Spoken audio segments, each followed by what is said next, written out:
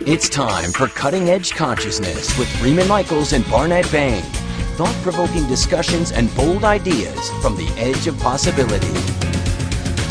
Welcome back to Cutting Edge Consciousness. Freeman Michaels here with Barnett Bain.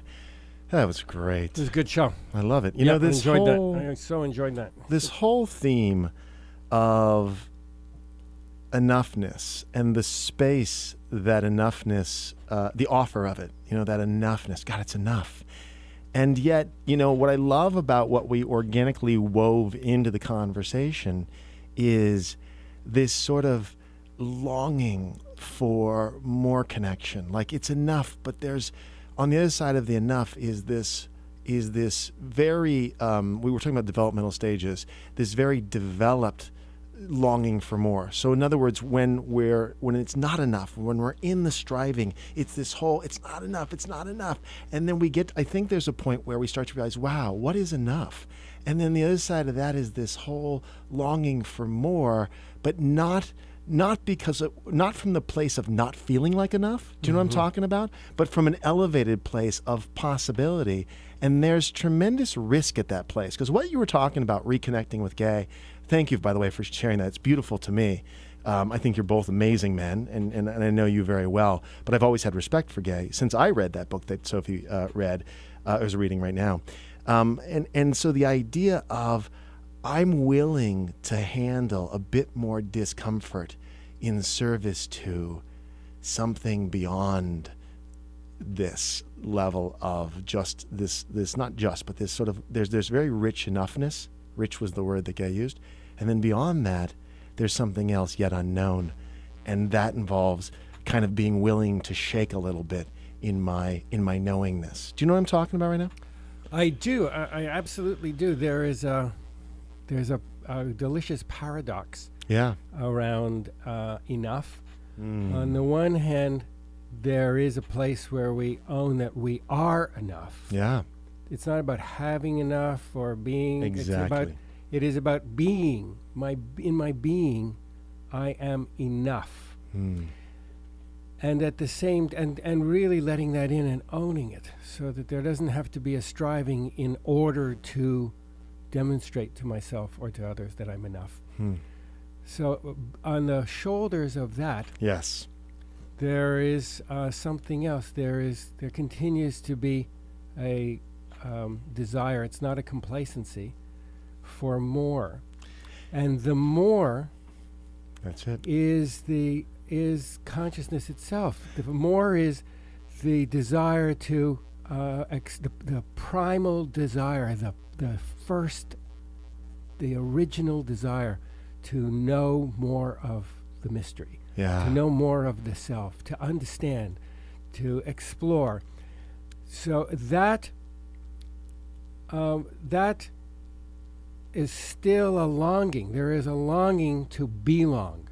Yes. And then from the belonging, there's a whole nother octave of that gets expressed in a desire to become enough in the oneness, to belong, and then to understand the oneness, and then in that oneness to actually come home, to come home from this long fascination, love affair with mentality, this experiment in seeing, well, what would it be like if we made a mental construct of being separate from all that is? Right. To actually, it's like, let's pretend we're having a fight, and then let's pretend we're not pretending. Well, now you're really lost for a while. Yeah, you are. So we've kind of done that, and now we're beginning to come home to the truth that it's all enchanted, and it's all one, and I can begin to know myself as fully aware inside the oneness, and yet connected to everything. That belonging and that oneness, that is a desire that's not at all, as I said earlier, has nothing to do with lust, but it is a sense of exploration and ownership. They go back and forth in this kind of wonderful dynamic inhalation, expiration, breath in, breath out. We become more and more and more. I have a language for it. So enough with the offer of more. with the opportunity to keep taking in with every breath, with every moment where we allow for a certain amount of not knowing. Every artist is a really Yes. good example. No, you know? no question. Every artistic you don't endeavor. make one. Picasso didn't make go through the blue period and decide. Yeah, he knew that's enough, and yet there's more. He didn't say, "Well, I've done that," and then or Cubism, and then he brushed his hands and sat down and said, "Well, finished." Yeah. Finding and being found by possibility. That's it. It's this magical thing of the ride of I'm willing to surrender my knowing for the sake of what is on the other side of my knowing. And Gay talked about this, like that here's my comfort zone, and I know there's something just beyond there, and I'm willing to stretch to go there, even though I don't know what's going to transpire and how it will look, and will I be safe, and so forth and so on. But again, developmentally, I think there comes a point when we are safe enough, when we've risked the small self, the self that we initially developed in order to be safe and to be right and to be liked. We've called this before the adaptive personality. You know, we've stretched out of that enough, where there's moments where we can really put it aside, and that's that humility. That's that showing up and going, okay. We think it's not a dream.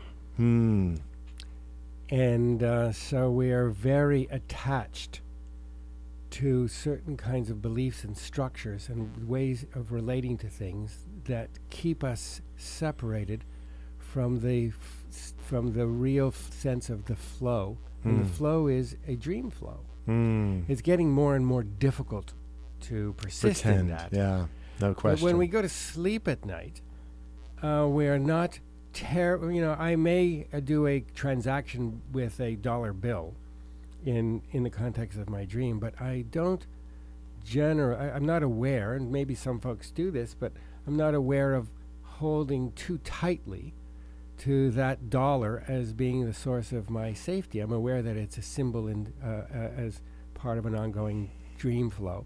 And that is no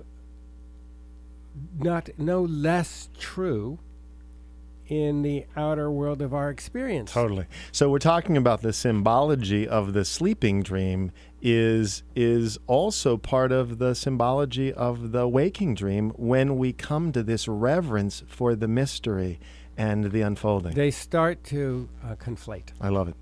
We have those peak moments. We have these dreaming experiences, and things seem less logical and reasoned than they used to in our youth and in our childhood. Things don't seem to flow along in the same linear way. It's becoming more and more apparent that the whole thing is a dream. Love it.